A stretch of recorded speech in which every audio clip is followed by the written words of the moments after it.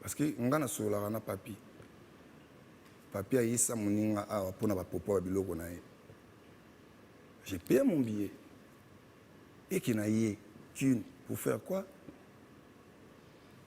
Pour travailler ensemble, dans mon toto, on est en contact, non? Voilà. Moi, je connais rien. Nous avons préparé. Oui, c'est qu'il a préparé. Du coup, il est prison. Passage, nous avons solo la macambo, c'est par rapport à dynastie, non? Je parlais en fait. Nous avons des missions ébellées où on a sali par rapport à Biloko. Et un ami, Nengana Yembaye, et Simba Nangote, par rapport au côté où on a babi que Yembaye Yembaye Zati. On a laissé. On a déjà dit, maintenant, vous allez après que nous avons foutu studio et que nous avons tout ça. Moi, j'ai beaucoup de personnes à chanter. Mathieu Mobile Zaki, on a fait un Belen Zemboana. Mais tant que vous avez une permission de faire un studio, ça m'a donc vous avez ça foudre. Mais ils ont un ils voulaient toujours rattraper. Ils ont manqué en considération. Non, tu as le son de haut, il y a ça. Asangi le côté, tu vas vendre dans place à aller. Alors Mbogani. Attends, il chasse ça. Bimsani na mercredi à les 15. Merci. Félicitations à ma copain, on est dans ça. Bien sûr. Alors parmi bateau yo, les lots à rosé par le babette à stade des martyrs.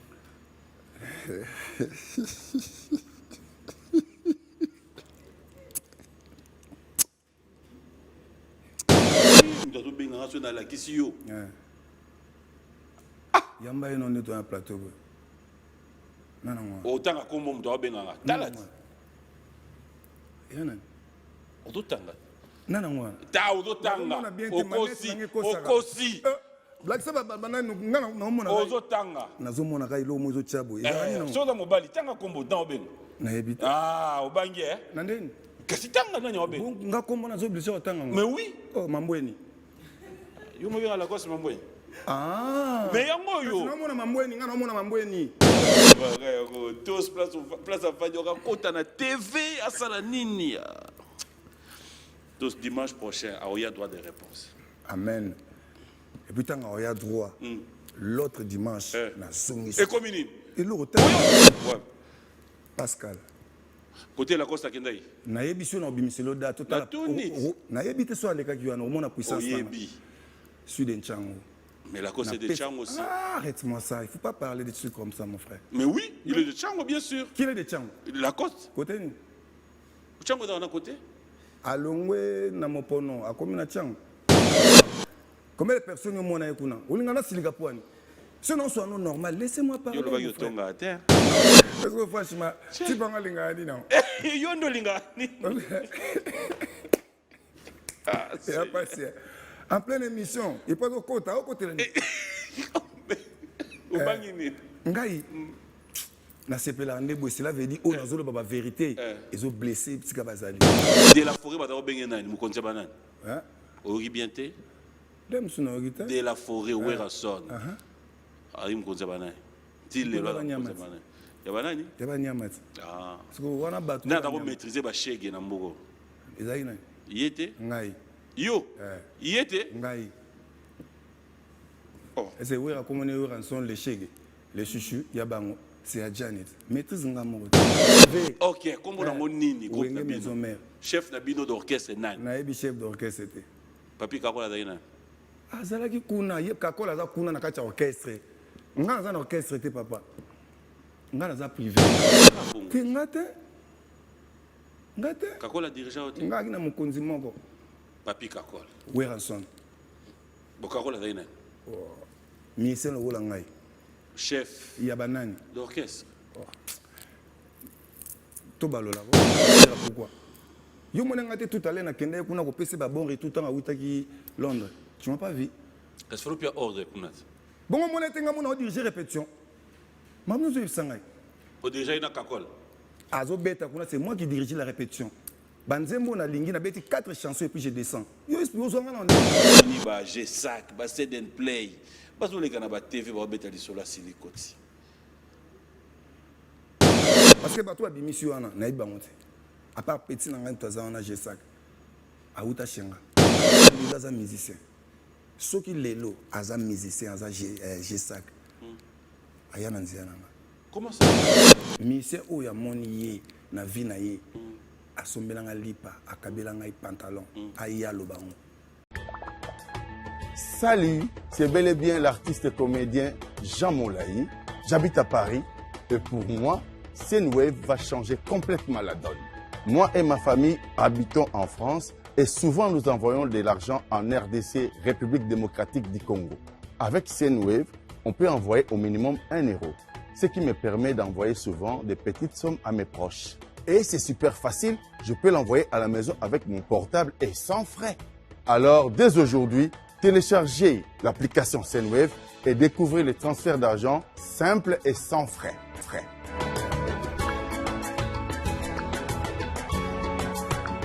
Grâce au code promo Congo Mokili, vous pouvez bénéficier de 10 € lors de votre premier envoi.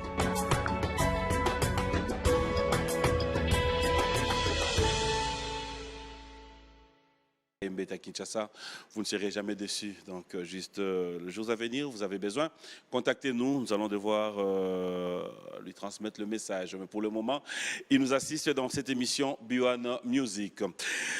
Je vais me lever pour recevoir notre invité. Il est déjà là. Avec lui, nous parlerons de l'actualité. Avec lui, il y a à boire et à manger. J'étais à Paris, il m'appelle, il me dit PM. So zonyo yambi mutumsu swafangai.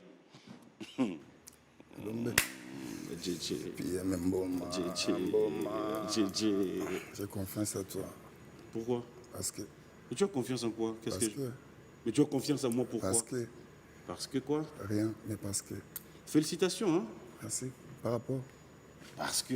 Ah bon? Oui. Ok. Parce que. PM. Adjedje, bienvenue dans cette émission. Moi, ça me fait plaisir de te voir dans cette émission. Si tu as la vérité, tu as poto baningai, tu peux quand même dire homme de parole. Kasi on a un bisou que non, na linga mimi. Pour yo ka no makambo mutu alobi. Moninga na senge lo mo boy. Et on peut salir. Fais na sala moté. Hein? Fais na sala moté. Tu au salir, c'est on a un homme sérieux. Ça va? Très Prêt bien. à répondre à toutes nos questions? Pourquoi pas? Je l'ai dit, un bon dimanche. Je te Merci retrouve en bonne aussi. santé, tu as bonne mine, Merci. bien habillé, ça me Merci. fait plaisir. Ah bon? Ouais. Combien de temps depuis que tu es à Kinshasa? Là, maintenant, je Odo pars. bouja 2 ans. kodo zonga to ozaka kabanda. Non, on a bougé terre. Wani et ça là bon. Fraîcheur à rose au monde, on est là qui se coin de photo. On a 2 ans. Ah bon? 2 ans. Au bouger noté? Non. Parce que dans 2 ans, on a fallu n'y tata stade de martyr à Vélodrome et ça. Bon, 2 ans, Fandiga. Et ça, bien à préparer en fait. On a en préparation. Alors, on va parler actualité dans cette émission. On va parler presque tous ces temps que tu es en train de passer à Walamboka Oyo. Musalo to yebelio na ngo etaka monde ndule à part musique to yebio na amwe ke yolo bana ngo to yebona makamsusu. Oza moi commerçant, on sala moi business à part ndule. Et où t'as Quoi bata? simple musicien, chanteur en Zambie. Nazara na domaine moko Nzamba P7. Ya Loyembo, chanteur. Adjedje. Puis il y a Mboma. Alors, l'orchestre, ça va? Très très bien, super. 2 personnes m'ont posé la question de savoir, mais toujours comprendre de souter battre combien à salle orchestre, mais quoi orchestre dans la combote. Ah bon, hein? Ouais. Mais il y a un combo à la radio, évitez. C'est tremplin des stars. Tremplin des stars. Donc, mission no bayar na bango des passages. Comment ça? Parce que tremplin. Et on se habille tremplin, bazar des passages. Bon. Bazar une école de formation. Beau tremplin zani. Bavani nan. Bazar, on est une école de formation. C'est après baquet. Tu sais, il faut pas qu'il y ait un homme qui moi quand on est formateur. Toi nan ni formateur à la moga de la forêt. Le roi de la forêt, puis bon un peu formateur. Nande nin. Yozo. Attends.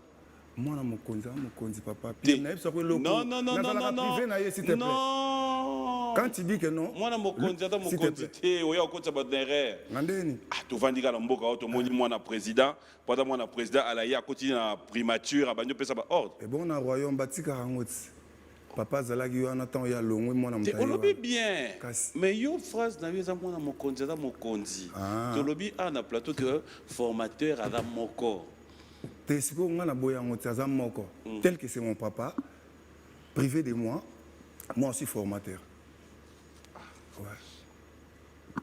Donc yo formé de le roi de la forêt. Non, non, non. Je n'ai pas dit ça. Kasi C'est expliquez mon bien. papa, c'est lui qui m'a formé en fait. Ah kasi. Tant qu'il a formé, il a design mon robot. Parce que formation père ya l'axinga on a quoi prochain on TP na bango na zana bango. Est-ce qu'on On a demi formateur. Ah, yo comme singa bongo. Ah boyo ngoza. Naza formateur papa. Donc si yo chose à na 6e, au lega 6e on a ngaso na ye na 6e, na zui yango pe diplôme. Donc ngasi ko diplômé té demi diplômé. C'est ça. Donc de la forêt c'est à l'équipe. Azali, ce que atiki ba Mais charge. c'est que ya zayo zana nous te. Mais yango to travailler ensemble papa. Nana. Aza vivante. Vous travaillez où nana? Oh, mais viens en Haïti. Il est formateur, il moi un formateur. Bon, Ni OK. là, on va pêcher. Donc le loso ba bengi réunion à grand formateur Ah. de la forêt qui Ouais. yo poye. Si peut-être. Oh.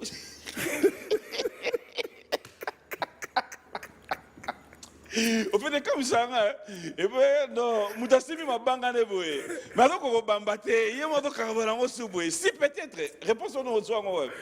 Si peut-être. Là, monsieur. Puis, Ah, ça me fait du bien. En fait, dans dimanche, c'est bon, moi, boye. Ça, PM. Bon, bref, Yosko Danan. Dans un formateur, il y a tremplin des stars. Ah, ok.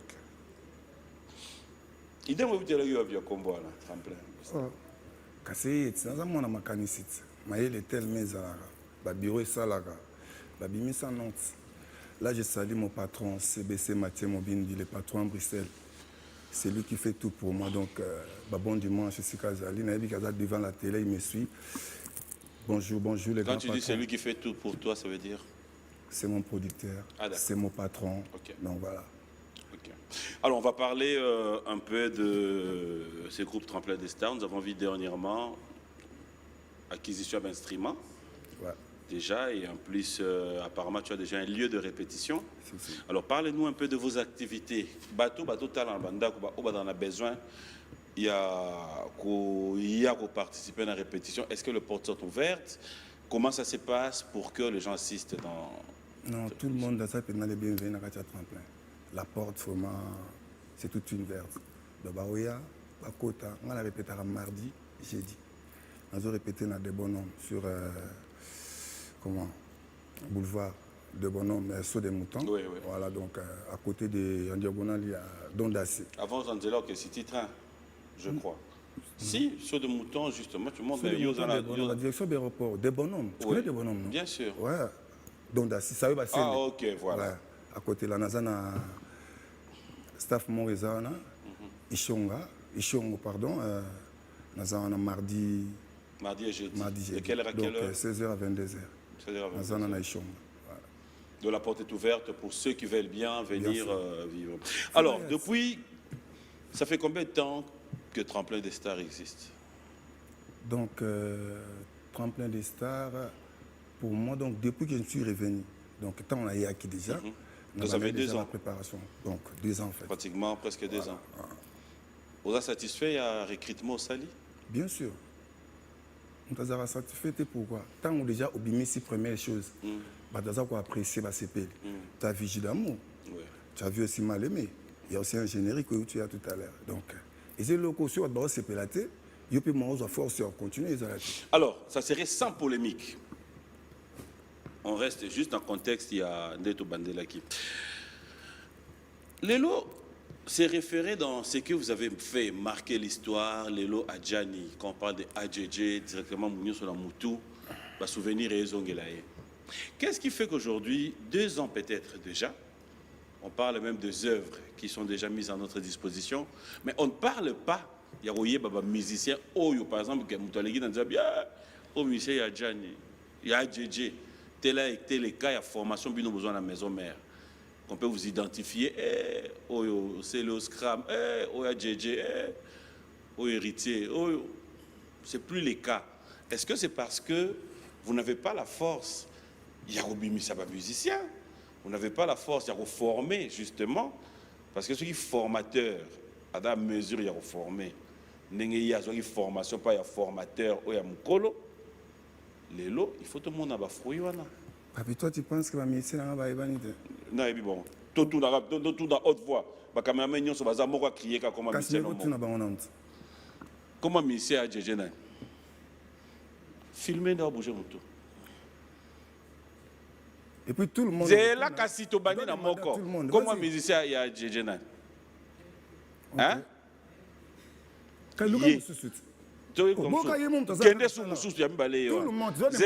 Zela kasi toujours kende. Lelo yo mona biwa musique elengi pona yo. Comment musicien a dit pardon? Ah, na mudo mo akimia. Nani? Na mudo mutita, ba na otuna tout le monde. Mais comment la caméra tourner? Ngapena tout no comprend. Tuna, oui.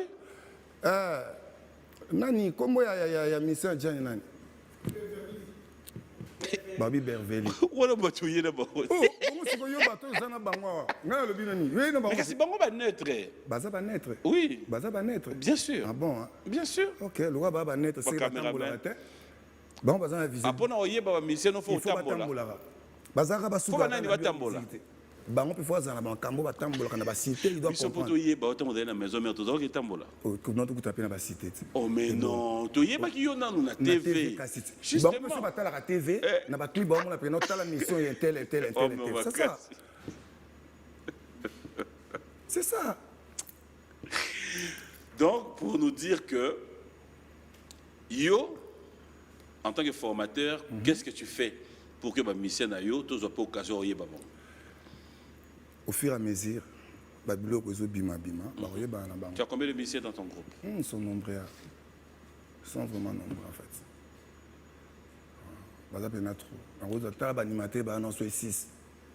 Donc, pourquoi? Oh, Boulotte, tout à l'heure, tout au soigné. Mais est-ce que tu as besoin de 6 animateurs?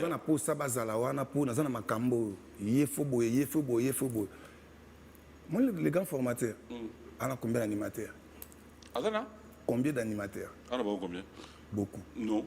Moi, je te dis. Non, mais je t'informe au cas où tu oublies. Attends, Herbino Bozala qui posait combien d'animateurs? Attends, non, oui. Tu savais combien? Il y avait combien d'animateurs? Voilà. Les gars, ils peuvent 5. T'es faux! Non, non, mais on attend mais Herbaye, et ça, en tout cas, je connais qu'il y avait CLE, il y avait Bill Clinton. Tu es d'accord avec moi? Après, il y a eu tant brigade aïe. Balobesso, Demoukousse. Les gars déjà. Roi David. 3-4 déjà. Oui, mais non, exactement. Garçon de ring, comment il s'appelle, moi, non, Kene. Il était aussi là. Oui, mais c'était pas genre, ils étaient tous 6 au même moment. Autangi Balobesso, Autangi Bamokousse, on saute ensemble. Les gars, t'es bazalaki. Bon, les gars, pour boulot, na bango. Ils sont engagés 6 mbalamoko. Au point unité. Et ta savoir-faire. On t'a côté, on a besoin de saler, saler, mara. Pas de jeu, papa. Ce qu'on a ici, ça va porter déjà. Oh, mais là, on a générique. T'as pas vu générique? Au moins, on va baba sali, on va ramouter. Ah, puis moi, ça ignorance quand on va un peu de bosso, le chef à groupe et moi. Ah, papa. Bon, faut dimanche, on a un bien, mais. On a bien un nom qui toko. Taraba au mot. Donc, 6 animateurs. 6, papa. Non, on peut faire, on va chercher un jour, oui. Un bon dimanche. Petit football, il y a un autre. Dans le plateau. Animateur, il y a pas mal. Non, ça fera plaisir, moi je suis partant. Je t'ai jamais dit non. Je t'ai jamais dit non. Merci. En tout cas, et vous avez l'occasion pour la bisso de redécouvrir Bango parce qu'on se pose la question pourquoi toujours les Babango té. Au fur et à mesure, et on a lobby prochainement. Je n'ai que tu dis tout à l'heure, l'animateur va faire des animations là-bas. Alors, il faut que tu aies temps, il y a Roland Loko, Est-ce que Michel, on peut avoir les images, même par flash, il y a chanson générique, parce qu'on en parle. Je mets quand même les lots parce que Yomo Lobby, qui est générique et aussi au Bima. En dehors, il y a générique. Bah, il y a deux chansons que tu as Ibiso. J'ai d'amour et mal aimé. Oui. Retourne en haut. Qu'est-ce que les fans disent? Qu'est-ce que les ménomanes disent de la consommation? En tout cas, c'est bien. Les autres qui ne peuvent pas vrai, les autres ambulants. Et faut aller lire quelque part. Tu as eu des productions par rapport à ça? Ouais. Ouais. Puis. Ma communion, c'est planifié. Quand tu dis les portes est fou. Moi, dans ma cambo, au contact, tout ça, là, projet, tout et tout. Donc, on dévoile que ma cambo, monsieur, ils en ont prêté pour la sola. Donc, c'est un peu ça. Mais ma cambo, dévoile la tasse, il a prêté. Non. Sur ma cambo, on a sola. Nathalie Sopé,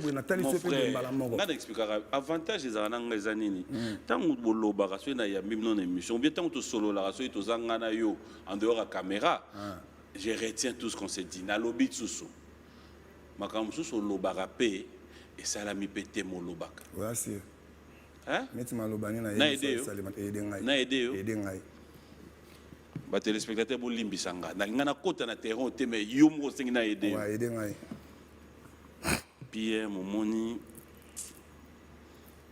nga penda tina zongi kina wa eda pona frère nanga Jésus de Nian sabenginga na ya photo beta eloko mona dynastie Momoni tango yepsinga bongo na yepsio OK Momoni bando yati lelo dynastie Abu Pia kwa jiki terminé est-ce que bigo yo yembité eloko yo lingo yebisanga ke na kosi yango wana olingi na aider yo kasi oyedenga na lokuta non pour te faire comprendre que oya au lobby na pe salamité donc de la même manière attends mais c'est pas la question que tu veux me poser c'est pas une question c'est comme une question ex-question non c'est pas le moment de me rappeler s'il te plaît ah ok je retire alors pour retirer non que nous peut maman direct ok nazalaka menteur tu sais c'est que moi je parlais à toi monde mobimbe bien copie preuve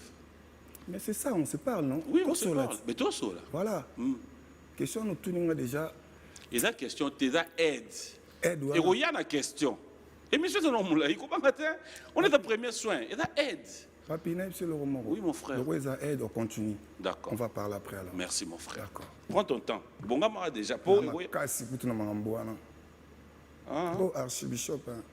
Ah bon? Bien sûr que oui, papa c'est. Mon amour, on va crier. Wow! C'est bizarre. Quand tu regardes aujourd'hui l'évolution de notre musique, est-ce que tu peux me dire sur ce plateau, parce que j'aime un peu ton côté franc, ou dans la moi franchise, non maloba, est-ce qu'il y a l'amour entre vous? Pourquoi pas? Parce que nous avons un amour. Nous avons un amour à Batswana. Bon, on peut soit un amour envers nous. Parce que tant on a créé Bisso, mais le cœur est différent. Chacun de nous a une apparence. Parce qu'au milieu de la musique, est-ce que toi, tant que tu as la j'aime tout le monde. Pas toi. Est-ce que tu trouves qu'il y a l'amour?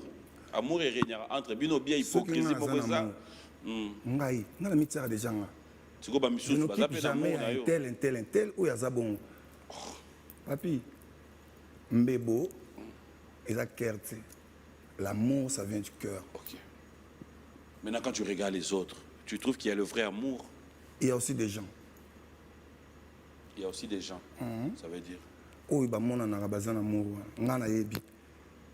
J'ai pas le temps de dévoiler. Oh, bazapet.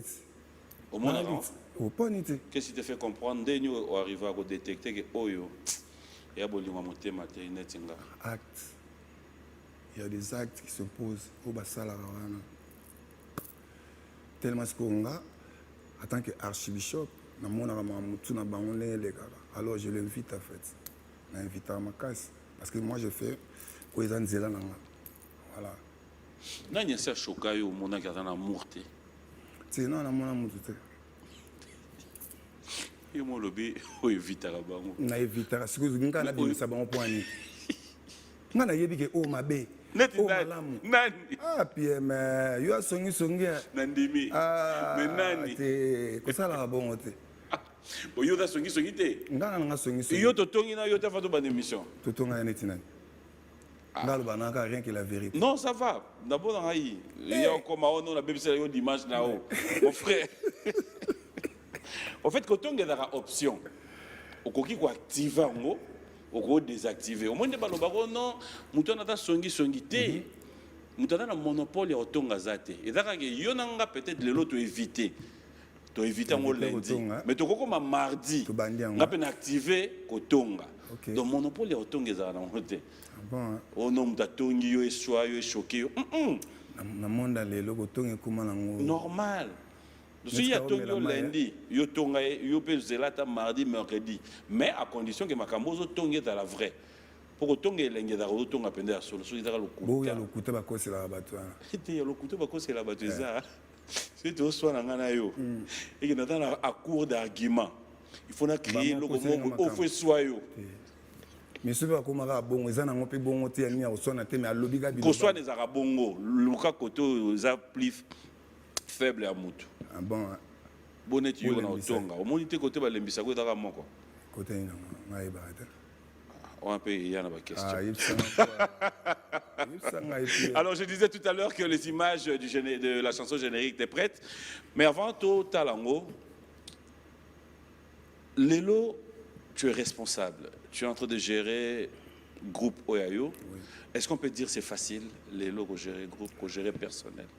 Non, c'est pas facile, mais c'est aussi facile. Non, c'est pas facile, mais c'est aussi facile. C'est quoi? Non, Lelo est dans ma capacité, mais ça ma capacité. C'est quoi tout ça? Tu peux savoir bébé pour adapter la minute et à ma capacité. Tu peux savoir bébé et ça ma capacité. Et ça facile par rapport à quoi? Musala na yo soko linyango oza baye ba routine dikayo pour qu'il liboso parce que toi-même faut en volontaire ya boulot na facilité na ngoya kana bomo alors ekomaka aromona ngo grave parce que amitié na kati na ngoti mais soka koti bato ya mawa na bayaka ba pesa coup de pouce ba pesa kilo yo ke liboso tu dois respecter ou ça que makambo ya ba norme ya boulot na yo et puis on comprend que c'est facile à gérer en fait. C'est ça. Maintenant, je reprends. Depuis que tu es là, 2 ans avec le groupe, diriger le personnel, gérer Bandeko Badanetio, est-ce que c'est facile? Pas facile pour n'attendre moi na Bangola. Non, tu expliqué tout à l'heure. Na kena ba Kabinda, Bangola, ba continue. Ils sont à l'heure dans des répétitions. Volonté non na musala et ça ira bien. Ba petit baza discipliné. Ou ils a comme règlement d'ordre du mouvement. On a un règlement, mais tant voyez au comme ça, les apports le foot. Oh, bon, le foot, on fait un peu de foot, bien sûr, pourquoi pas. Oh, petit va se retrouver. Vous dans la maison, mais où elle disait que vous avez payé. Où est le mal? Bon, on va petit, on va payer. Où va se retrouver? Bien sûr, va payer. Va retrouver en quoi? Pour voir où on va va parler, banana, bazana, ba micro. Pourquoi il n'y a pas trop de production ici à Kin? Moi là, ouais. Mais j'ai joué. Genre showbuzz, genre des grandes salles. Et quoi, papa? Nous sommes à programmer. Bah, monsieur, nous tombons là, monsieur, orchestre, nous sommes à grande salle en bas. Nous sommes à grande salle, n'est-ce pas? Showbuzz, bah, Pullman, bah. Oui, pour moi, on mais c'est le côté. Et c'est le coup, je vais tâter. C'est le côté. Il y a ma mamie qui est dans la préparative. Et c'est le préparatif pendant 2 ans, ça dit groupe. Aux ans, il faut dans un archive nangai ou les personnels aux ans déjà. S'il te plaît, pour que n'anga ba kalati. Qui n'anga na gili. Bon 2 ans dans archive te. Papa, il y a un autre qui est awa. Naïe, na ju préparation au kangs na ministère nanga. Peut-être ça t'a pris combien de temps? Bon, on dit maintenant une année. OK. Et une année qui reste. Attends. On y va. J'attends bien sûr. Na kangisi bango. Na vandisi bango. Na koti ba Maxi Singelenga à préparation. Oh, ils ont un projet. Na katika ba makambo, j'ai fait la déplacement. Na sali déplacement na ngana ki Angola, Kabinda, Pont Noir, comment Mwanda na Zongi. Siko. Siko siko baza pe na besoin ba vivre o baninga bazo vivre 5 ans 10 ans basala mambonga na osate Nani, nani? ngana koloba pe et alors tu kosela bango ngana kosela bango mais nani sia oh oboni kai Eh. na boya na ba problème ngai nde pe nalingaka te okosa ngana ko kosa mais pe banani o basali ba 10 ans yo za posa na otonga mutu telo na plateau na osutongiti na tongi neti nani ah yebsa mon tongi obi yo na formateur boda ba formateur oh mais bien sûr Et alors? voilà otonga Mais non oui. la papa la vérité c'est mon papa il y a ça formateur ngasi ko mwana ba formateur musicien na yo tango bazotala baninga bazobeta basalo nyonso yo kasi tango ba ye oyaka na ba otalo balobani balobani aya otuna nga peti prise pwani to beta te na expliquer it na otalisa eza ba paramètres pour comprendre paramètre ni hotel ça botana ke na ba yangola fabrigas banani bazoke beta tina ba terrain lemba babeti ba GD babeti banini papa yo to bangela nga mamba ba plein air visibilité ni atata mo nazala trop na visibilité wana tango do beta pa bato ti lelo ni ata moko ata na lemba na fikino wana ok je te promets quand excellence azoranga on a Ebisio, il est tout pour moi il s'appelle Mathieu Mobine de CBC le patron Bruxelles Pierre Maocha Tembea na obetelo municipal kuna nani na obimiselo date ouais Pascal côté la costa kendai na Ebisio na obimiselo date Na Tunis. na yebite so aleka ki wana omona puissance na oyebi sud Nchango mais la cause c'est de Tchang aussi ah, arrête-moi ça il faut pas parler de trucs comme ça mon frère mais oui il est de Tchang bien sûr qui est de Tchango la côte côté ni Tchang est dans un côté alongwe na mopono akomi na Tchango oh Tchang lui est c'est un dans enfant de mopono non non ça c'est selon toi ça Selon concerne Ngaï, et au Boka, mona qui a Boka. côté Tchang ado loba ngope a on a aye TV akene kobeta na Tchango mais oui mais c'est pas mabele na ye non mais il a dit ça on a ma belle na siko ye mabele yango asalaki ni soki ya ye omona siko tonga na kobeta okomprendre makambo nini onga asalaka na monde donc la cause ça ça la mona qui a monté botika misiki ya mamba koloka te okozwi bachef coutume oye na bango wana combien de personnes omona ye kuna olinga nasilika pwani sinon soit non normal laissez-moi parler yo loba mon yo frère. tonga terre natongaka te na bimisi nde vérité oba ile lo loba na o lelo okota mambo batu te Ah, oza wana ni mabe, ah wana nini wana nini fidèles téléspectateurs nous allons prendre notre chanson générique je vous promets que je suis avec AJJ sur ce plateau on va regarder on se retrouve générique de AJJ Adjani j'en profite comme ça pour vous informer, fidèles téléspectateurs, Mansa Musique RDC, Rumba Forever, la rumba d'hier, d'aujourd'hui et de demain. Écoutez, la sortie officielle, c'est donc le 15 novembre au Pullman, au Pullman, où nous allons tous nous retrouver. Nous disons un grand merci à la grande maison Mansa Musique, un grand merci à Madou Djabi qui nous suit en ce net moment depuis quelque part, et clin spécial à Pacho Panda qui, il faudra attendre tout à l'heure, n'a qu'à 15. Il va devoir être là. Pacho Panda, bonjour et bon dimanche à toi. Pacho Panda, Pession Botin. Ah ok, salut grand prêtre Pacho Panda. Ayo kit. Ayo qui Mouni je n'ai pas de Pession Botin. A Robin a peu mami yo. Ah boyindo mais c'est ma femme. Mère. Abi abi sen. Abi c'est pour la scène ngazane mission pour to yem to boire. Là je salue un barré sénégalais comme des garçons. En tout cas. Allez, Claude spécial aussi à NL, Natilo Collet, qui d'habitude, fidèles téléspectateurs, je sais que vous avez toujours eu un problème de télécommande. Et oui, Nati, bref, bonjour et bon dimanche à toi, mon ami et frère. Alors, je reviens. Combien d'animateurs va participer? Un générique. On va avoir 3.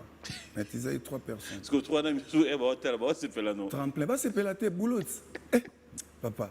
Papa, tu as 6. Boulot. Yo, 3. Bisso, Skotigi, Bisso. C'est préparé, non? Oh. Nous avons un plateau, nous avons un bureau, nous avons allez, moutoumou, botio, on est venu moussalate. Pour avoir sa image. Ah, mais le la bangote. Tu es dans la formation. Moi, je comprends rien. Papa, moi, je forme les musiciens. On appelle ça la formation. Tant que nous sommes capables de ou les gâter. Vous en avez force. Bah, vous avez une formation. Moussala Nangaï. Mon chef d'entreprise. Mon bosseur. Bino, vous avez une la samba. Bon, on est pas fan. Quand tu es fan, fan ba menacer bino la samba wana yo lelo wanga yang. Bazo mena biso par rapport à quoi? To kabela bango beni. Nga na ina répétition yo fan o menacer nga po yo zana. Oui. Lelo mo lo baboy. Oh bazar bana. Yo zo atambata mo fan na la samba. Yo mo to beta solana. Un chouchou. Quel chouchou? On a suka ngo ba chaka shege. Vous comprenez? Ngai na zombata nga. Nana samba yo zamba tate. Ngai PM. Ah, adjeje. Na comprendre siko. Ba fanatique. Babia Jani yara Mais bon, qu'est-ce que c'est géré par ba fanatique, oui ou non? Géré par ba fanatique. Oyogi bien Pour te. na beta. Oyo. Moi tout ça na kuluna alors. Ah, mais yobi la samba. PM. Ou de la forêt ba da benga nani, mu konza banane. Hein? Oyogi bien te. Dem suna ogita. De la forêt où est son. Ah, il mu konza banane. Ti le la konza banane. Ya banani? Ya ba nyamati. Ah. Siko wana batu. Na da ko maîtriser ba shege na mboko. Ezali na. Yete? Ngai. Yo. Yete? Ngai. Oh. Ese wera komone wera son le shege. Les chouchous, ya bango. C'est à Janet. Maîtrise nga morot. Oh. Bien sûr. Bon, yo mo shege. Yo ce qu'on a maîtrisé. Où est raté? Oh, quand ça maîtrise en tant que parent. À mon moi na wana siko yo faut gérer ka bano. Po yo ba yo ka ko makasi. Ngasu na lobby za la ka netika. Alors que ngate ma yo na ye ba yo ka ne yo makasi. Oh, bon ba yo ka ngate point. Mais pour nini yo siko yo nde ba yo ka makasi mais yo to comme devant ye a gérer yo. Azo gérer nga papa, ba tika ka nyoso pouvoir papa. Oh, yo mon ko le ka matoi. E ba non ndeni. C'est déjà yo ka sumto gérer ba shege. Donc yo mettre ba shege. Kilomètres à gérer yo. C'est quand gérer na ba wana nyoso. Bidel général. Oui. Nga. Préfet de discipline. Weranson. Beau préfet. Yemoka Weranson. Beau colo école. Yeka Weranson. Donc il a ici que na yo. Na bidel général, na belef, bino tout beau dépend de nani. Na Weranson. Et alors? Mais tu es au bon position. Quand tu vas tirer, quand tu es bidel général, madame si on te gérer. Il y a un rapport. Ne se rapport du pesagé. À formation. Donc bah on a dérangé mais avec les soutenir où tu le balanga tout à l'heure sur la saranité. Si on a ici bon bon. Donc ça veut dire que dans la maison mère, il y avait vraiment structure. Boudagi bien, fin du mois, mon employé pendant du salaire naïe. Pourquoi pas? Voilà. Bon, non. Bon siko. Vous avez un tu l'as thème. Non parce que batem sous badoutaka. C'est soit doit douter on est comme maramususu. On est comme makambo. Yo douter non den parce que ba paye ça en plusieurs fois. Donc yo kuna comme dans des disciplines kakol avec chef nabino d'orchestre. Ngana ibisara yo makambo yo orchestre wana. Ça me dépend pas en fait. Ngana za privé à wera papa. Combien de fois na web so PM? Yo zanani? Privé. Chef d'orchestre me donne. Chef d'orchestre, oui. Il y a maison mère. Pose-moi une bonne question. Chef d'orchestre a wenge musique à maison mère nan. Papi Kakol. Yo da robeta wapi? Et pas Weranson. Na orchestre nini? Il y a Weranson. Orchestre nini? Il y a Weranson. Kombo na nini? Au maison mère. Nani chef d'orchestre? Bon, chef d'orchestre, c'est Papi Kakol. Toto discuter Papi Kakol, chef d'orchestre, la maison mère. Yo dos mettre dans privé. Aux hommes, ramanga libanda papa. Mais papa, n'a pas besoin de discuter sans réponse. Yo da robeta en orchestre nini? Non, non, pas Weranson. Orchestre nini? Wenge. Wenge dit. Wenge ga. La Coste a droit bêta wapi? Wana. La Coste a droit bêta wapi? Non, bête pas la maison mère. Wapi? La maison mère. Ok. C'est le droit bêta. Car kuna papa, tu vois ça mramombo. Yo za bêta wapi? Ngana ba nobete pas Weranson. Oh, wera da no kesa msuna ndako msuli banda. C'est notre groupe. Groupe na bino komo na ngoni. Bonga mona kolo makambu. Mais groupe biso to comme son maison mère. Ngana za privé. OK, komo na ngoni groupe na maison mère. Chef na bino d'orchestre nani? Na yebi chef d'orchestre était. Papi Kakola daina. Azalaki kuna ye Kakola za kuna na kati orchestre. Ngana za orchestre était papa. Ngana za privé. Ah je to yeba yo n'orchestre ni. C'est boye binga pas Weranson. Orchestre ni. Et pas Weranson. Orchestre ni. Je sais pas, c'est Weranson. Orchestre na bino komo na je sais pas. Non, comprends, c'est Weranson. Ngamino na moni penda ko comprendre été.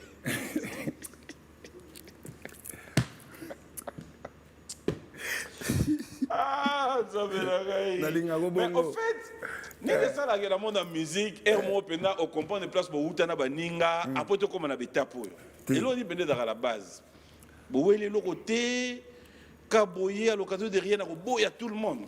Te ko boya te. Les danikas. Ezaka to solo ngandi na ba titre na nga, il pas na ba titre na. Il y a un chef d'orchestre. Nga za privé à dirigeant youth.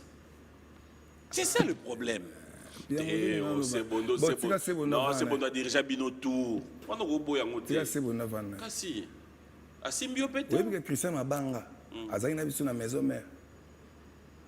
Et ça. Oui, bien Azaki nani. Et ça lini. Na posé question bien Azaki nani. Pozo ningo revenir ngana makamoko bozo telemelanga chef d'orchestre. J'ai dit que non ba côté wana ngana zalakati. Oza. Ngana za boye. Ba dirigeant yo. Ah, mon dirigeant c'est le roi de la forêt. Na chef na bino Papi Kakol. Chef makambo ya koloba wana. Ba opesi ordre pona baela ye. Midaka bongo. Ke ngate. Ngate. Kakol a dirigeant oti. Ngaki na mokonzi moko. Papi Kakol. Weranson. Bo Kakol a zaina. Miesen lo wala ngai. Chef. Ya banani. D'orchestre. To balola ko. Kalinga pena bonga wanda. Apparemment non moi na zo aider au bien mon frère. Tout mes gars levé qui vaut quoi. C'est sans polémique. Est-ce que tu reconnais que de ton passage dans Wenge Musique à Maison Mère, Papi Kakol t'a dirigé? Ngasiko pene na zone sa yo. Soki ya dirija kinga, izana ba dirija qui attend que ba chef d'orchestre na ba oloba. Pendant le monde misange lo mon kabwe, j'étais posé la question, tu connais Christian Mabanga? Oui. Oui bien. Chef d'orchestre na bisobe. Pas de problème. Et casse. Pas de problème. Mais mon homme t'a géré na ba temps na une époque na e. D'où Kakol a dirigé yo sur Tindo Peli en tant que chef d'orchestre à Kokai pe Tinda. Jamais de la vie. Oh le bon pour long déjà. Il est pas le temps. Ngala longwa te na mission wera. Ngala mission wera. Yo longwa la maison mais wera pourquoi? Yo monanga te tout à l'heure na kende kuna ko pese ba bon retour temps a witaki Londres. Tu m'as pas vu? Est-ce que tu as ordre kunat? Bon mon etenga mona diriger répétition. Maman zo sangai. O déjà ina Kakol. Azo beta kuna c'est moi qui dirige la répétition. Banzembo na lingi na beti 4 chansons et puis je descends. Yo espio zo ngala ndeni. C'est ma maison en fait, privée hein. Wera pendana éviter wera. Comme dans maison na wera zapi. Siko. Yo peut-être vient utaye idiofa. Idiofa. Yo boulongo comme idiofa. Pardon, vient utaye boulongo. Oui bité parce que ba mboka mo na sepelanga na monte côté ba na mo ba bima bo. Parce que loko mo bo taimi le kaka. Ba poka ma vena na ngotu. Bana ni ba bima. Je sais pas, boulongo c'était bien passé, tu as vu boulongo?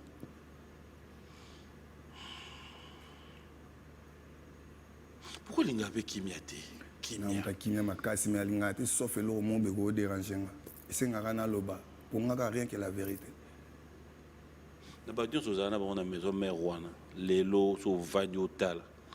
Et mon mona ke eta pena misusu. Pardon. Question tika. Tout ce qu'on a vu sur la. Tout ce qu'on a l'actualité, c'est bon. Félicitations pour la chanson générique. C'est le côté. Ouais. Tu connais la vie, hein? Attends, nous allons zonga mais ils ont zongi sangaka. Yo mo so tangi comme non. Papa tu vas na chasse to moni ba G-Sac, ba Set and Play. Ba zo le kana ba TV ba betali sur la silicoti. To parce qu'on faut tambanda, to faut ta komele santé que le biso la mbanda ngemo. Moni PM, moni silicoti. Mais sûr que nous n'avons pas formation. To yo ki amopa na bango. OK. Nous avons formation na yé. Tant na sala ba makamnanga. Na ba préparation nanga. J'ai fait une année pour faire la blogo ebima. Bango kutu ata soloté ya kolongwa esika bazalaki ba ko sala makambo ba sali tout à l'heure. Moi, mes trucs c'est déjà préparé. Na single nanga. Je de preuve sur na bando la kisayo depuis na ya au moins la préparation na sala sili côté zala parce que na isa formation. Tu as vu de maître. Siko au fait, siko bango bazo na machine. Badaroya répétition na yo, badaroya studio na yo. Bazoa te mais on n'est pas les mêmes en fait. Comment ça? Bien sûr. Oh. Parce que bato abimisi wana na ibangote. À part petit na nganta za na G-Sac. Auta shenga. G-Sac auta chez yo. Petit soka lelo aza musicien. Soki lelo aza musicien aza G-Sac. Aya na nzia nanga. Comment ça? Et puis na moninga na lobaka la vérité. Eh bien, en vérité, on doit découvrir les lots. J'ai ça pour mon. Mais tu as dit que vous avez l'orchestre, moi j'ai ça à d'abord yemba pas na yo. Moniton to loba orchestre va venir à quartier. Il y a zananga déjà.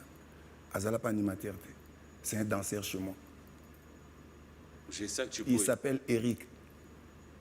Si tu as son numéro, tu l'appelles. Et puis nous sur la boue aoyo kanga. Au moins na ta na défense moroté na TV maramonga na lobby à démentir. Na bengue. Tout de suite, tu l'appelles. Je suis là devant toi. Vas-y. Oh, je te dis au nom de Dieu. Yo benga non. Nga na kobenga ete pour moi na auto travailler na biloko mongo ya comment ya mutu na ngai mona auto sala ye moi un petit chanson ya ba propagande l'homme mbedi yem na benga ki asala animation kuna mais j'ai des animateurs pour ça petit na ngai nchango Il y a un tant que danseur à Yembaranete. et pan aye abanda musala na danse ninga za musala lelo poza la artiste abandi na danse Ne doit l'ambio. je sais pas personnellement. Comment tu ne sais pas? Mais je sais pas. Nga vie à l'ambulance na bien on tena mona ka ke via za ki ne mettre ola ki ba petit ba danse. Et pas kuna na ba fête. Je sais c'est quoi dagina? J'ai ça ka bandi musala na danse. Via tout ça temps bela j'ai ça go tina ba télé. C'est quoi ça avec ça? Non, c'est bon. La ligne haute on boya non pas problème. Ah ouais. Et ça pas problème té na autant les sous nga la rose problème net na ye. C'est mon petit non. On a reçu les aba vrai. Bon numéro de problème na la coste mais batum soboé. On y est petit na j'ai ça ça ngani. Na autant les sous de o ya za. Bon la coste ça là on est. Asange lo wote ti ya vanda ne place ali. Ala mboga ni. Attends, il chasse ça à Bimsani na mercredi à les 15. Merci. C'est moment d'obim. Félicitations à ma copain on est ba ça. Bien sûr. Là parmi bateau yo, les lots à rosé par le babette à stade des martyrs.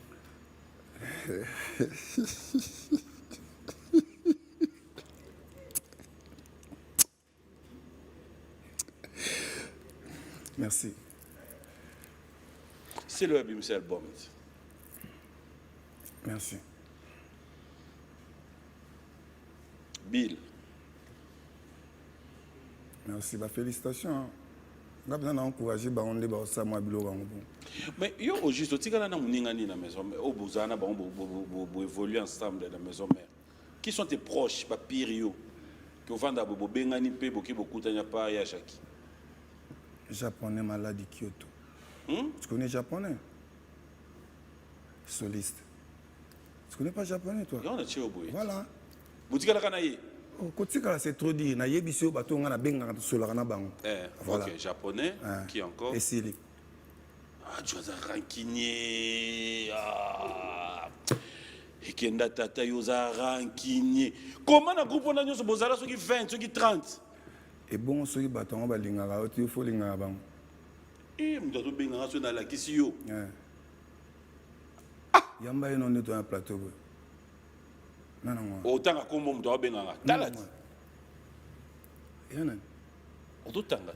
Non. Ta otanga. Okosi. Black Sabbath banana ngana naomona. Ozotanga. Nazomona kai lo mozo chabo. Soda mobali tanga kombo dans obenga. Na ebita. Ah, obangi Na ndeni? Kasi tanga nani obenga? Nga kombo na zoblisi otanga. Mais oui. Oh Mambweni.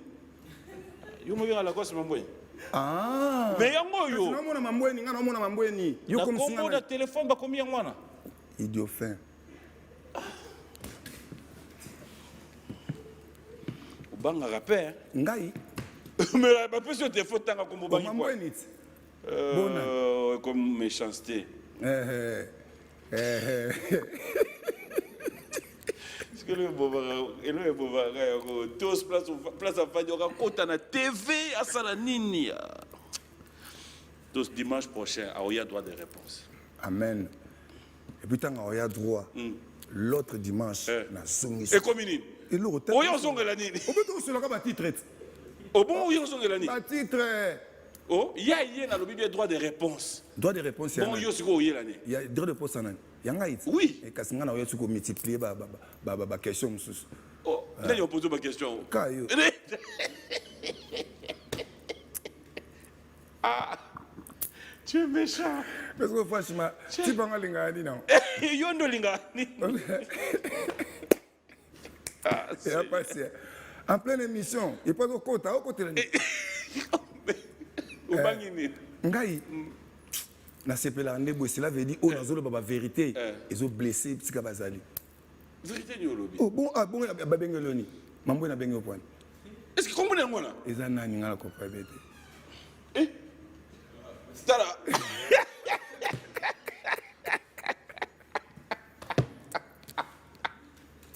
Ajejo banga ndebo. Pour de fuma mais hôtel on dirait mutanga kimba. Ko miyo ke la mawa. omoni makambo eleka ondima même pas Nini yolega? nayebi te oyo bien oyebengaki na bangaka Mais oui, parce que porte bouger, on attend d'Otali. bon mon pépé Soit côté lui, on a héros. wana nango Hein? olela mama olela On doit côté droit de réponse, maman, na plateau au san. kasi eza droit de réponse avanda no comprendre mambo obeta sikuna moto yango sek baoyebisa ye ye nazaka nango Pour mon année, je vous la vérité, l'eau, Ya makasi. et l'eau, nous y est bio. Oh, Tout l'union, à la maison, mais au tigana, va te combien japonais, fini. Mais bon, on a mis sur saloni. basanga nini Na maison, mais on a tapé son maille à zate, on tapé au lip à zate, on tapé au pantalon à zate, au beketch.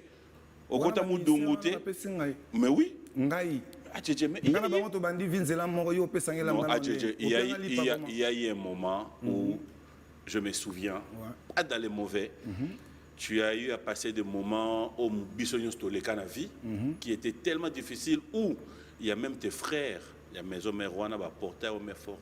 te bakosi yo Basera Sonier, mon Baseri, Boyo Meza, Place wana miziki na obeta te na tiki mais on a tout expliqué. Je te rappelle juste Baseri. oui siko bango basoutenir nga en quoi oui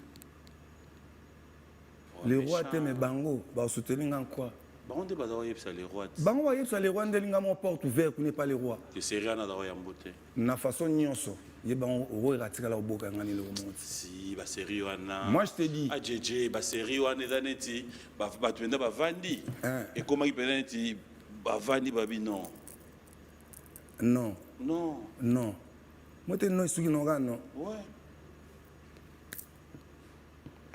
alemba mo na no wana bango bakokomisa ngo oui na balipa na bapantalon na bachemise plus jamais de ma vie Moutadara, Moutoua. mise oyo amoni ye na vie na ye asombelanga lipa akabelanga ye pantalon aye aloba ngo T'es sérieux là? si oyebisanga aje nasombelaka yo lipa Aje, parce que pourquoi nakutaka yo n'apporter boye parole hein? Pour n'importe quoi. te mais bazala mosusu mpe comment les amis hein? Ouais. moka nde tokutana na baprivé na biso nde ezala bokuta mpe na yebi yosalaka nini yango mpa jani otenga kutu boye banda bamoko fina azoloba yango mpena nga na yo Quand si tu as un mais message. oui tuna bango tous les ministères des maisons mères oyo asala makambo ya pantalon lipa chemise chez moi il me parle tout de suite là je suis là au plateau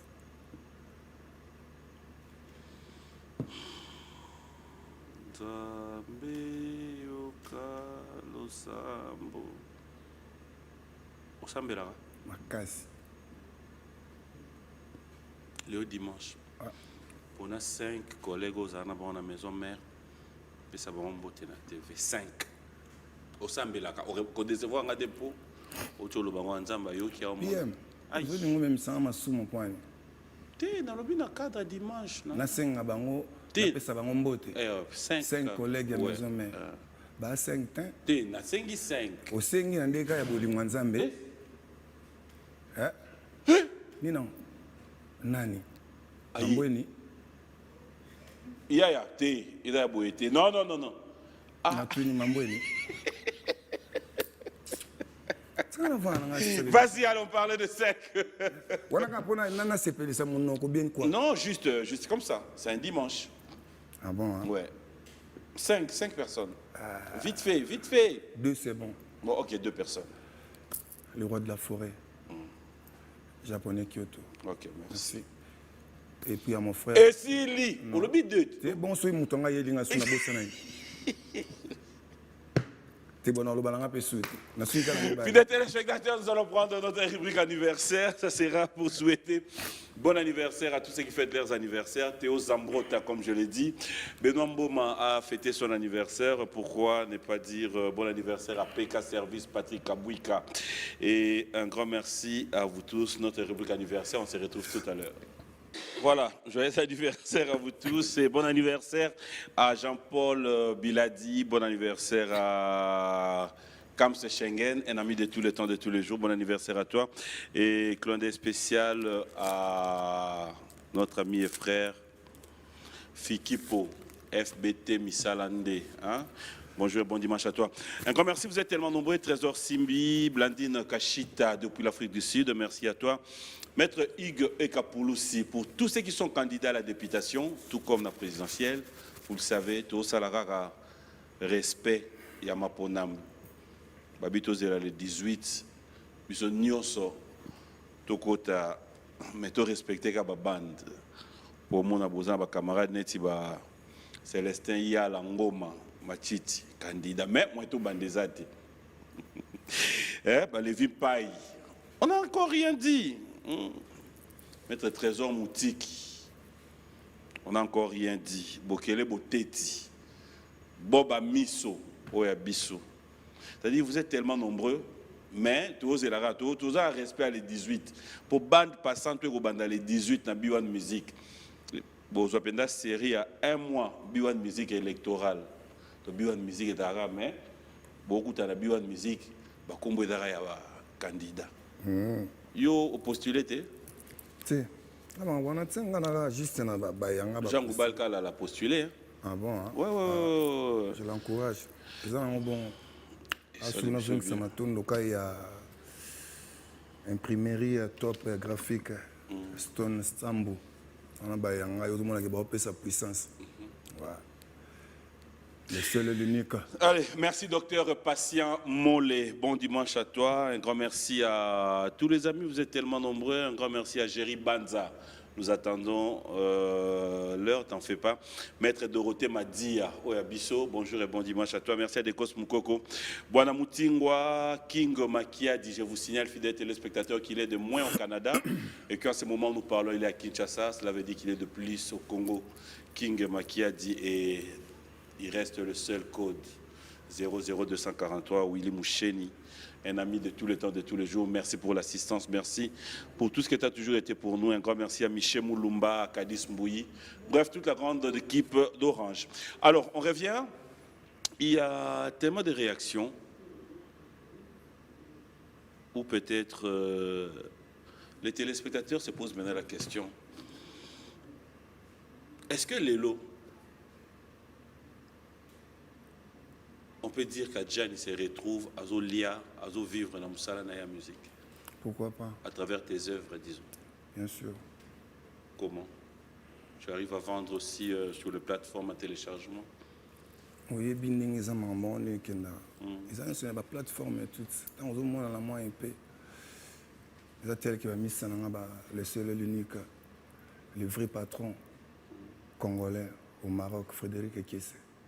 Donc, Makambu, ceux qui ont un peu, c'est mieux. Donc tout ça, là, voilà, au moment où je me la plateforme, les patents, tant un franc, c'est bon. Même pas des millions, mais les 1 franc, c'est bon en fait. Alors, aujourd'hui, tu es sur ce plateau, aujourd'hui, les gens qui te suivent de partout, là, ils ont encore de bons souvenirs d'Adjani. Ils se disent, enfin, Adjani.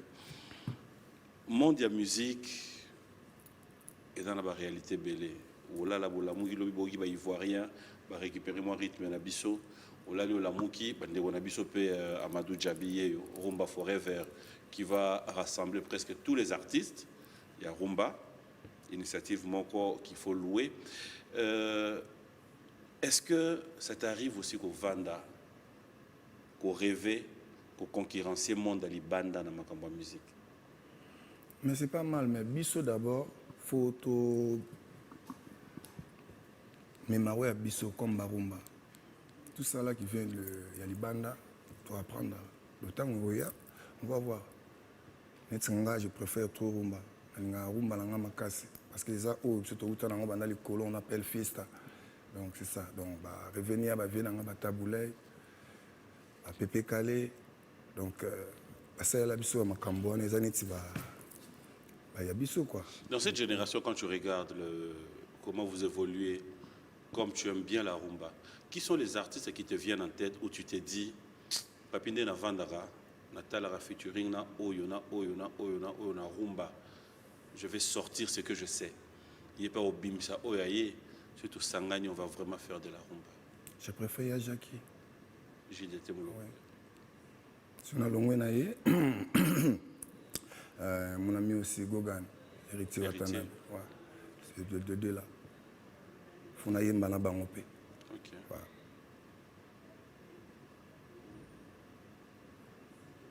Tu te donnes combien de temps pour réaliser ça? Mais c'est bientôt là, 2024, dans le début comme ça, je vais commencer mon album. Parce que Funa Sisa, Babilo Nangani Uchobima tout à l'heure, le coup la remontada. Et s'il est comme Maxi Single, c'était 2 chansons avec une générique. Mais Boni, c'est ça, Karaba, Popori, vocal, tout. Pour yo, ça en monde quoi. Et après c'est là, ma 6 chansons. Et dans les 6 chansons là, on a Yembana Jackie et puis on a Yembana Héritier Watanabe. Dans le concret, je n'aimerais pas qu'on entre dans le polémique. Je suis vraiment clair. Je n'aimerais pas qu'on entre dans le polémique. Je n'aimerais pas qu'on revienne sur ça pour que ça crée une tension. Mais en un mot, si tu dois nous résumer, qu'est-ce qui a fait que, parce que là c'est la fin, on ne puisse pas te retrouver dans Dynastie? Dans l'histoire que tu nous avais racontée, c'est comme je l'ai dit, tu as été appelé, tu as été contacté. Alors quelle est maintenant la conclusion aujourd'hui? Prends vraiment ton temps, hein. Je dis sans polémique, à cœur ouvert. Je n'ai pas le temps, il y a aux hommes belé couture sur la main, Ok. parce que tu m'as dit, nous avons pas. Oui, non, ça dit peut-être que tu as une explication à nous donner. Explication dans les que tu le sais très bien que moi je viens du Maroc pour ma Cambouane. Et là maintenant, il y a ça non plus d'émission. Il n'y a pas eu d'autres réactions après l'émission? Je ne pense pas. Parce que on a sur la papi. Papi a eu ça moninga pour na popo biloko na. J'ai payé mon billet. Et qu'il n'a eu qu'une pour faire quoi? Pour travailler ensemble, dans mon toto, on est en contact, non? Voilà. Moi, je ne connais rien. Nous avons préparé. Oui, c'est qu'il a préparé. Du coup, il est prison. Donc, on est toujours là, faire des émissions. Voilà, Gianni, tu es venu, voilà, je parlais tout. Mais il y a un moment, Nathalie, il y a un moment où il faut. Le mouvement est déjà se préparer en fait. Je continue à faire boulot, mais à part ça, je suis solo là, par rapport à Dynastie. Je parlais en fait. Nous avons des missions ébellées où on a salé par rapport à boulot. Il y a un ami, Nengana Yembaye, et Simba Nangote, par rapport au côté où on a babi que Yembaye Zate. On a laissé. Et après, Bango ça va makamla. Yom to yep sanga que no ajani. Maintenant, vous allez après que nous dans foutu studio que nous koto sani. Oye manzemo na yo. Moi j'ai beaucoup de personnes à chanter. Mathieu Mobina Zaki on a fait un Mbelenzembo. Mais tant que bino bo pesinga yi permission te ya ko na studio ça makamo donc vous allez ça foudre en fait. Donc, bref, c'est passé. On est passé dans autre chose. Si vous posez la question, vous avez dit que ça n'engage que Bango. Et là, maintenant, j'ai entendu, il a fait la conférence de presse comme ça. Il y a fait un album. Oh non. Si vous avez un album, il faut un album. Lui aussi peut m'appeler. Voilà le coup ça l'album boy mais ça y a makamboana il voulait toujours rattraper. Et ça manque en considération. C'est un manque de considération. Bon. J'ai aucun problème avec lui. Non, moi ça me rassure. Attends s'il te plaît. Ouais. J'ai aucun problème.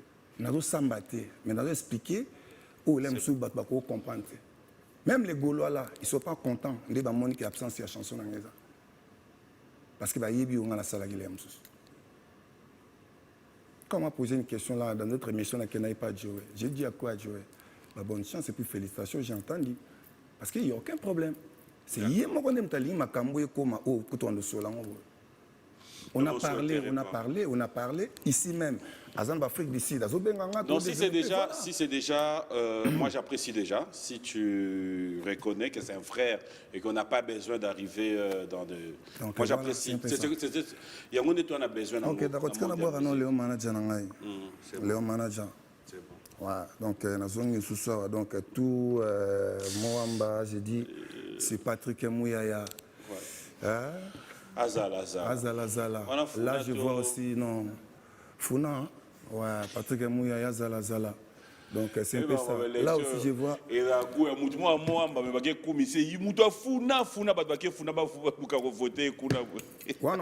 Lazare Mboulou, représentant Bruxelles.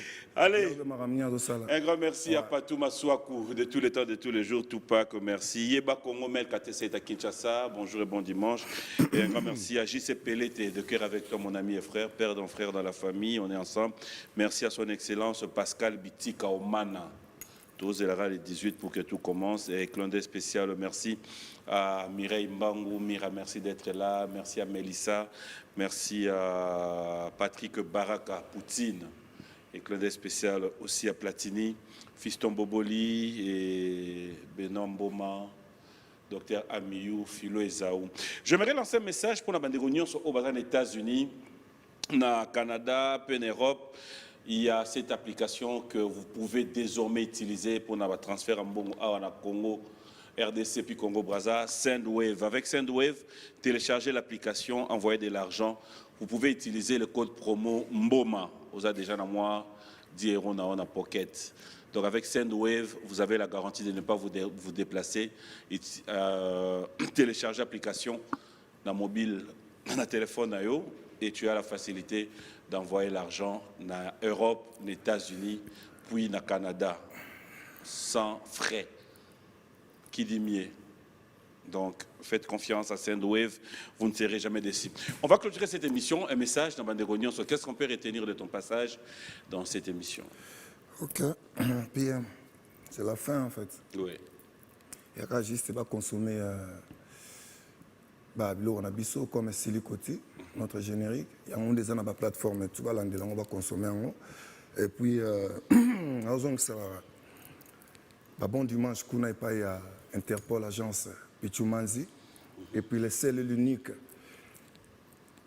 le boss vrai congolais au Maroc, Frédéric Kessé. Là aussi, je salue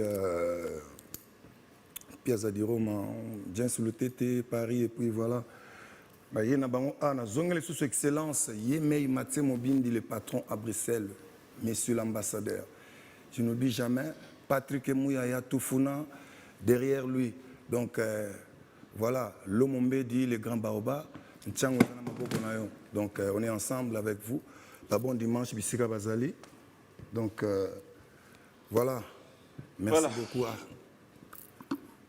Un grand merci, on va lire quelques messages plus rapides. Un grand merci à Odon Chauveau. Merci à toi, Odon Chauveau. Un grand merci à... Il y a tellement de messages. Boni Moussengi, prénom de spécial à toi. Un grand merci à Dédé Sindani. Un grand merci à Didier Moubilanzi, la Papi Lagorge depuis qu'il quitte. Un grand merci à vous tous. Papi Kimanga et Monsieur le maire. Bonjour et bon dimanche. Abbé et clin d'œil spécial comme ça à Lévin Niwa.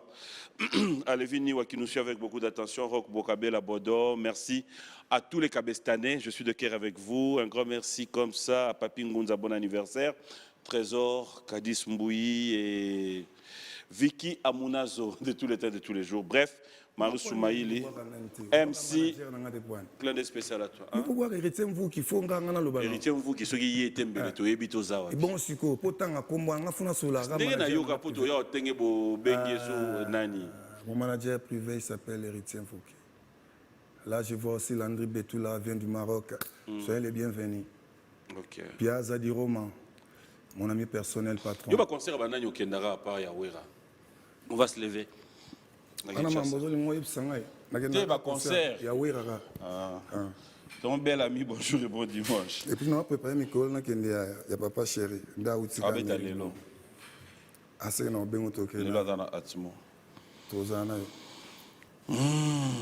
retour à papa chéri, Binadama. L'homme qui a mis l'eau dans le coco. Bien sûr. Motopamba. Ça, non, vocalement, papa chéri. Hein? Oui, oui, là-haut, juste. Yo pe sangate. Non. C'est yo pe sangate. Il me laisse au bas. Omba.